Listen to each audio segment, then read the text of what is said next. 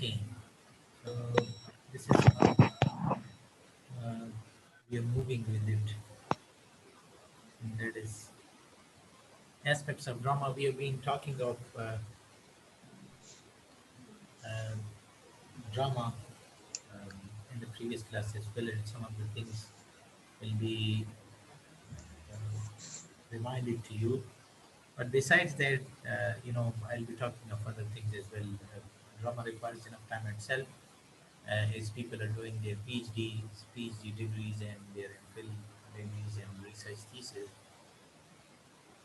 and millions of research papers and articles are written about drama. So it's not something really easy one, but we are moving to different things. Like here, we are discussing it from a new angle. That is the elements of drama.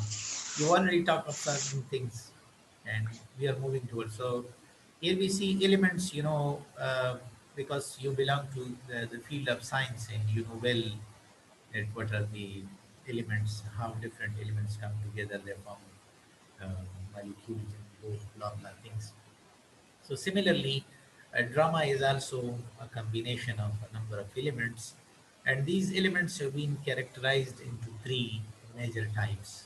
Um, as is visible to you people on the screen, the elements of drama, uh, by which uh,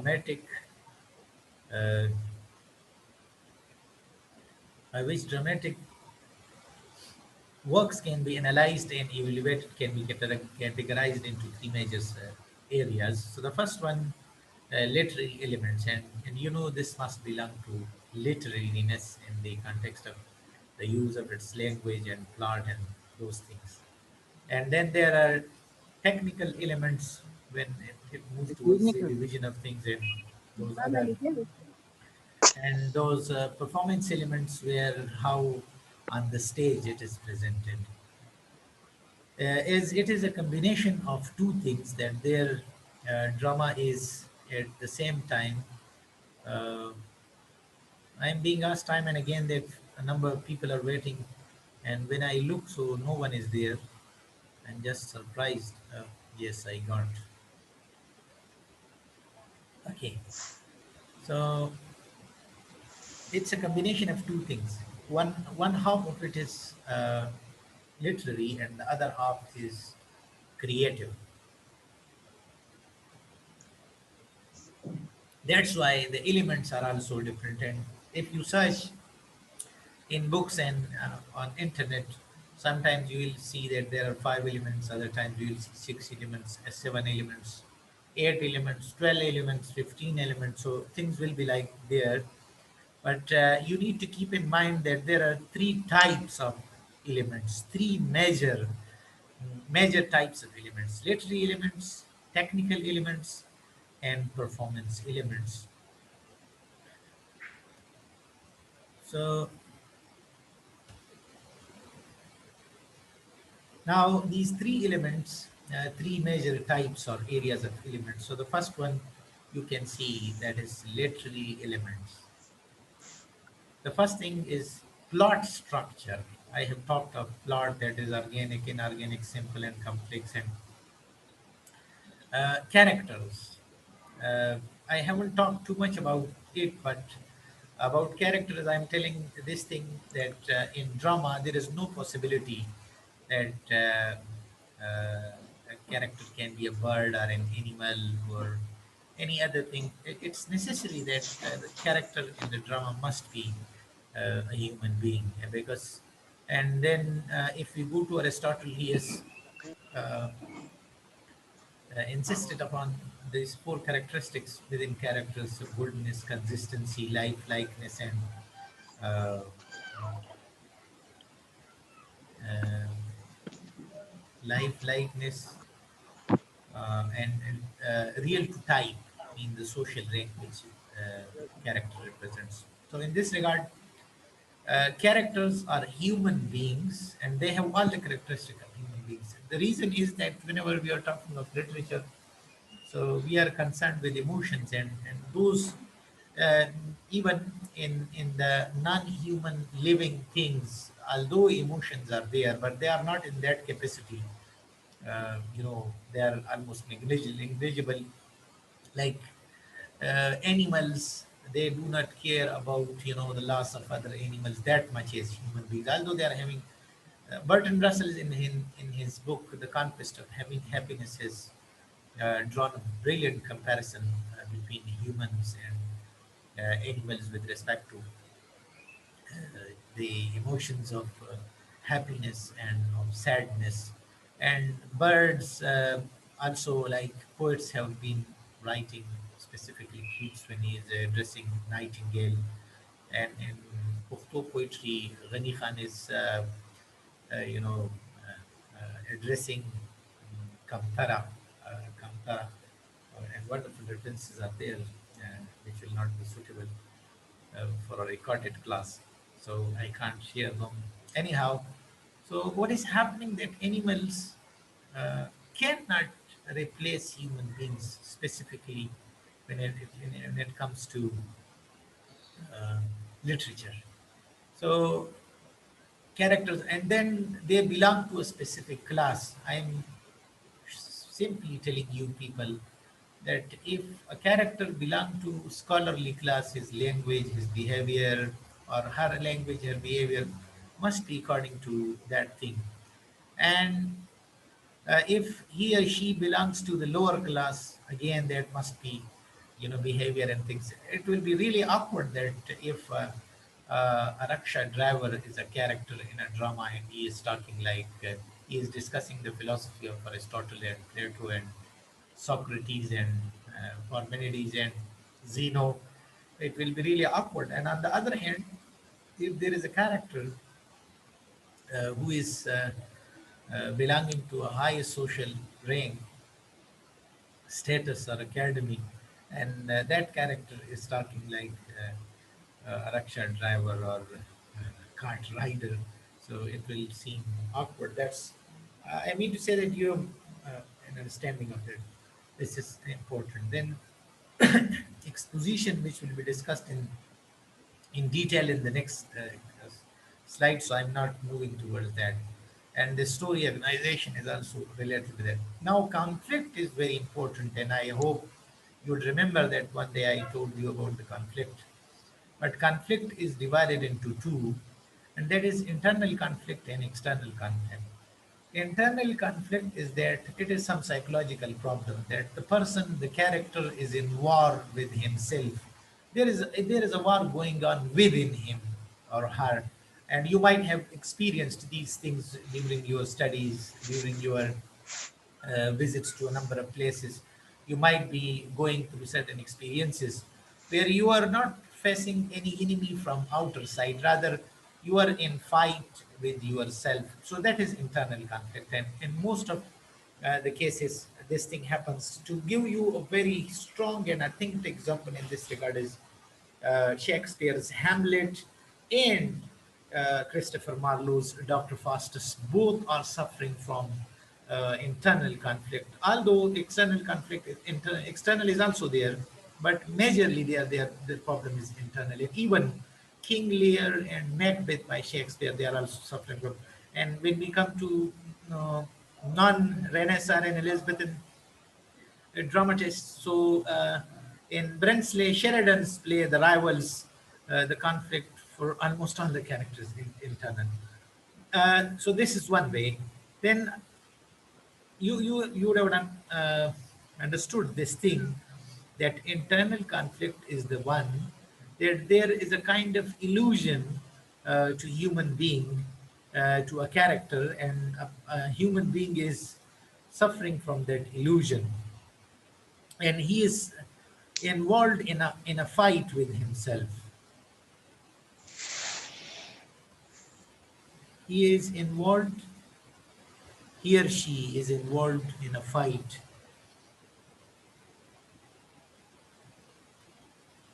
that is internal.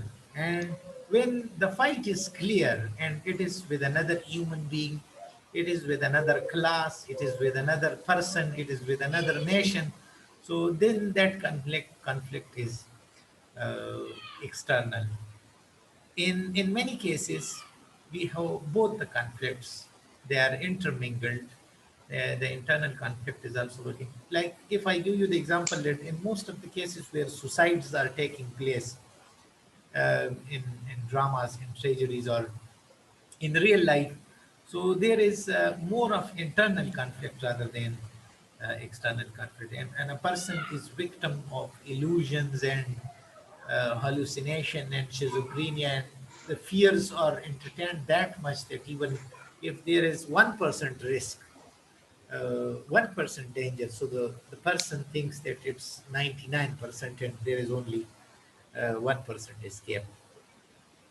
But generally, these external conflicts also, they contribute to this thing.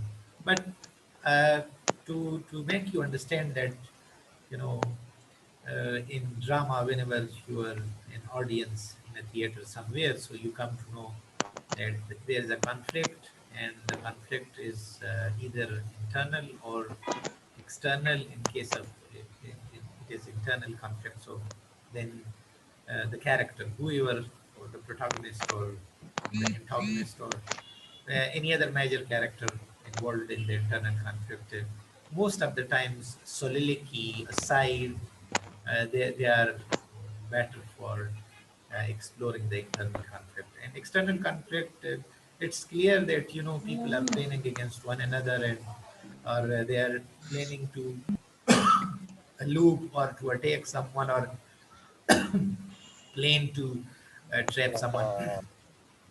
Then suspense is another literary element, and if there had been no this suspense thing, actually belongs to this capacity of human beings, that human beings by nature are inquisitive, and they want to know more and more, and because of this inquisitiveness, uh, they are having this capacity of suspense. So whenever a story is there and it is moving in such a way that human being is thrilled, a person, an audience is thrilled to see what happens next, and might be it happens like this, and this is called suspense. And it's a expert writers, playwrights can apply it well. Then theme is, you would remember those theme, I'm referring to them time and again, that personal experiences, individual uh, man's experiences, is a human being in general. And then we have uh, those other men against society, men against nature.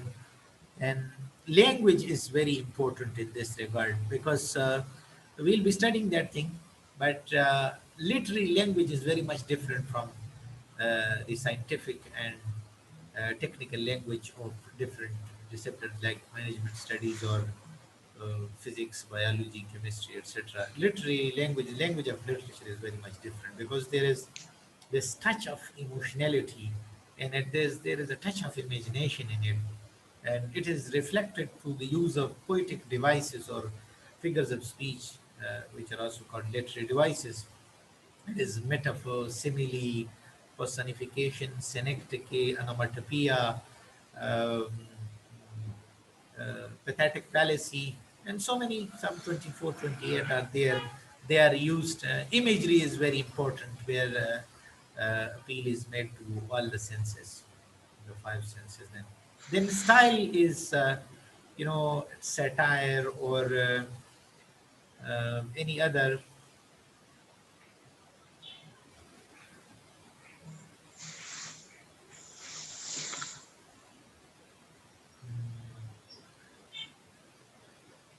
I am searching for one option. Oh, oh, oh.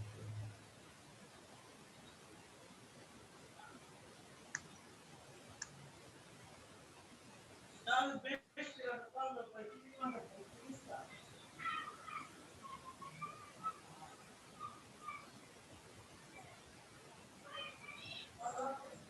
my goodness. You are wonderful people. I don't know.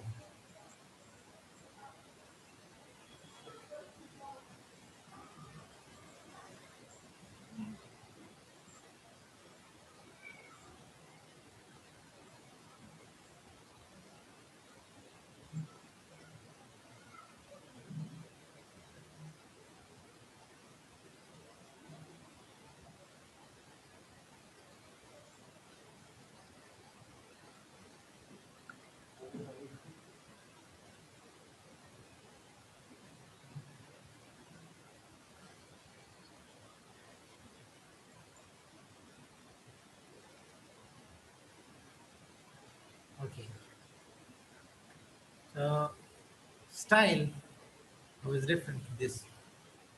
And then, so these are literary elements. They are coming from literary perspective. Then technical elements are scenery. It's something technical that if a battlefield is the scenery, so definitely, you know, horses and other things will be provided to that. Then dresses, again, uh, dresses according to the requirement. This is also technical element when it is applied on the stage.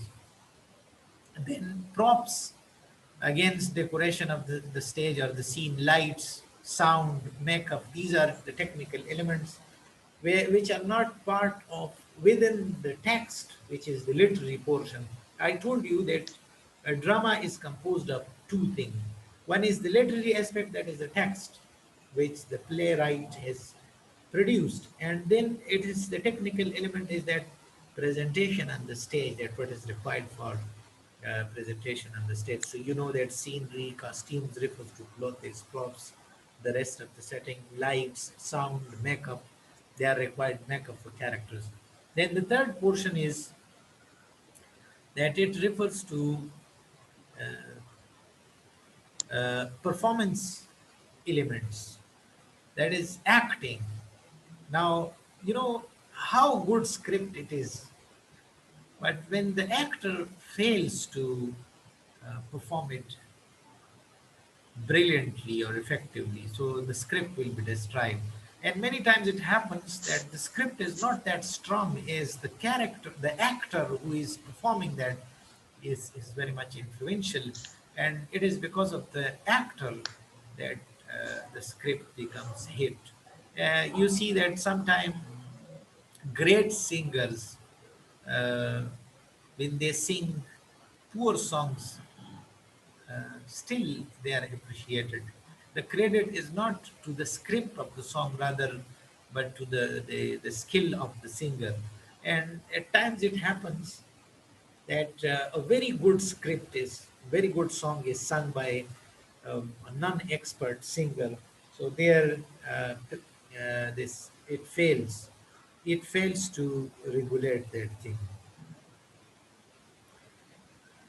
Then character motivation, it is a kind of, if the uh, audience, if the audience, they do appreciate the character, so they'll definitely be motivated. And similarly the case with the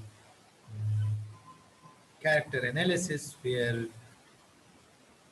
in character analysis also we uh,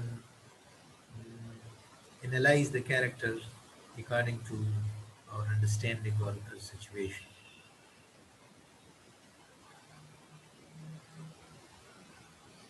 Okay, now I have two slides for this thing.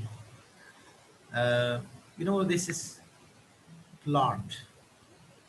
So a plot consists of many things, but this is just one aspect of them. So in the beginning, there is exposition or introduction, and this is that part of drama where the conflict is introduced, the conflict is exposed, like some problem in a business, some problem in some social circumstances, some problem in some political circumstances appears. I'm giving you a few examples. Like in Marlowe's Dr. Faustus, in the very first scene, we find Dr. Faustus in his library, busy with reading books and thinking that how he could become a superhuman.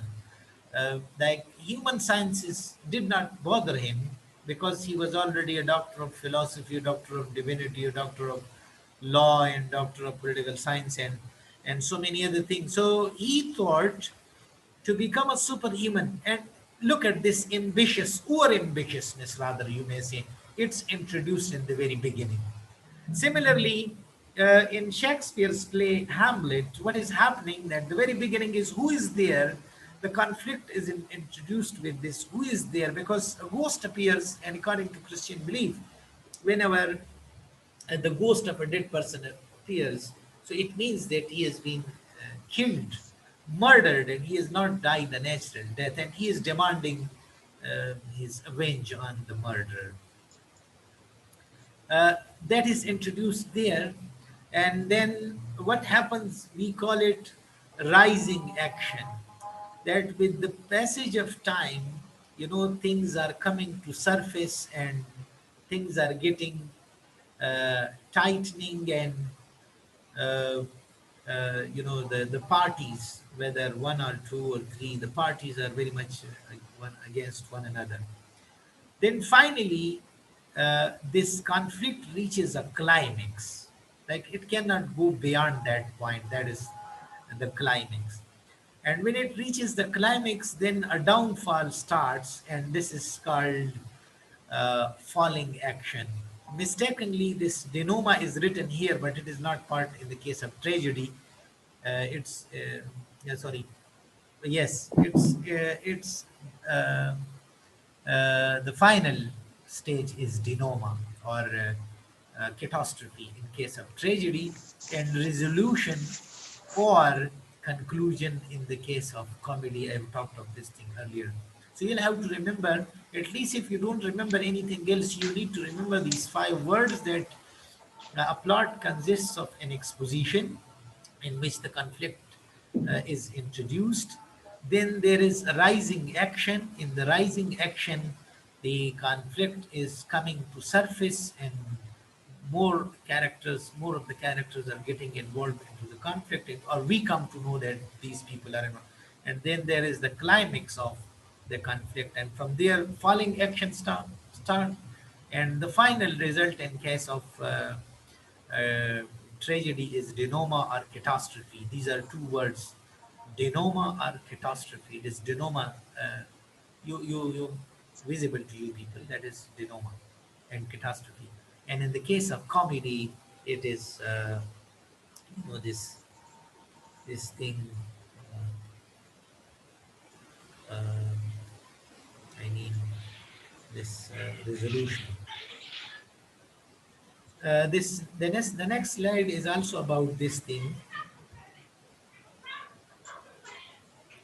So I'm not discussing it in that detail. That is, exposition. So what happens, beginning of the story, that introduces conflict, character setting. Then there is a rising action, events before the climax, characters attempt to solve the problem but fails. Then there is a climax, the turning point, the point of greatest suspense or action. And from then there is this falling action and events that occur after the climax. And there is resolution, the fifth part, and that thing is repeated. There is nothing new in it. So you have a look at it, and you will have the recording as well. Then besides that, there are a few other aspects of. I didn't write this thing that it's elements of drama or components of drama. Rather, I titled it as the aspects of drama, so that we may cover many things in it. So now we have other things as well, like act and scene. So here, I'm just reading. You need to. Dramas are divided into acts and scenes. Acts and scenes are important because they organize and add dramatic emphasis to a story. In the live performance, you can identify a scene by a brief break in the story or blackout on the stage. Means the stage is left uh, empty, and after a time, people return to it. You might have observed on television, even these stage dramas. Breaks between acts are much longer and often present major changes when the story resumes. So another way it is defined, a major division of drama that usually focuses on one piece of the plot or theme of the play. I don't agree with this test, statement in specific, but because it's a custom coming, so I cannot neglect it as well. So just I'm telling you. Otherwise, personally, I do not agree with this thing. They then a scene, which is unfortunately not visible to me. but it's division of acts into further uh, parts. Division of acts into further parts. They are. Then this one, I'm in my own word, a major division in a drama. Act. Act is a major division in a drama. Horace, the Roman author, poet and critic of drama, insists on 5 acts. That a drama must have 5 acts. French dramatists, Renaissance dramatists, Elizabethan dramatists took this 5 act structure for a standard. Means that most of the dramas until the first half of 18th century, they consisted of 5 acts. But this is not mandatory because we have plays, 1 act plays, 2 act plays, 3 act plays, and but this 5 act has been considered to be, even in a few cases we have dramas of 7 acts as well. But this 5 has been considered to be the standard because almost 90% of dramas in European literature, we have a different scene, like the subcontinental, or rather the Asian concept of drama and acts. And here we have episodes, and they are 13 and 20, and the serial drama is running and for hundreds of episodes.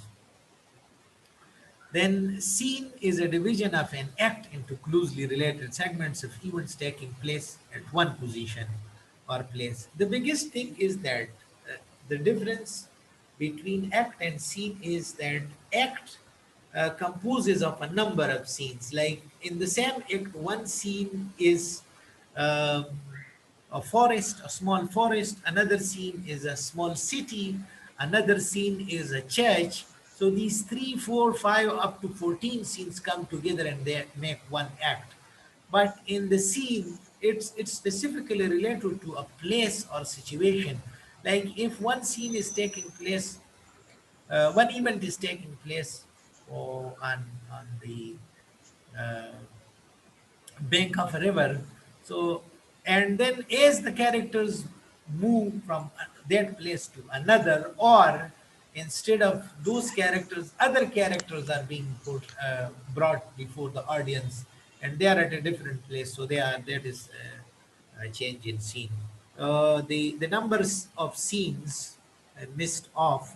The number of scenes in practice is from 1 to 14. There are 4 scenes as well. There are 3, there are 5, 7, 8, up to 14 there. Another important thing that is Aristotelian elements of this drama, drama that is, but this picture has been related to marketing, but plot. Plot is one thing which is very important. Character is another thing that is very important. Thought is another thing, which is the concept or the theme which is given, that is very important. And then diction is the language that is used, and then music is there along this. You might remember that in movies where there is a some danger or things, so there is a kind of specific kind of music, and when there is some sadness. I remember one very important event when France was losing the World Cup, FIFA World Cup, football World Cup final. So as the game started, as the match started, there was a sad tone running on, and finally they lost to Germany because of that. So this is music; it is there. Then spectacle actually means the scene, and the scene